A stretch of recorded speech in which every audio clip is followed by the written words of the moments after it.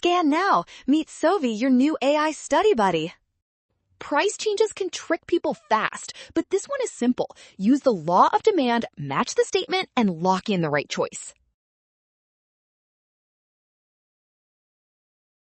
The law of demand says price and quantity demanded move in opposite directions. So when a good gets more expensive, consumers usually buy less of that same good. That means as price increases, the quantity purchased decreases, not because taste changed, income rose, or quality improved, but because buyers move less along the same demand curve.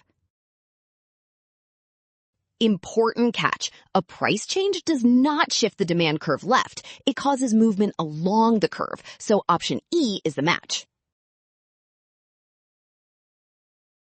Well done! Scan now. Trap, signs, and rushing. Rule, trust what is given and check the steps, because price increases mean quantity purchased decreases.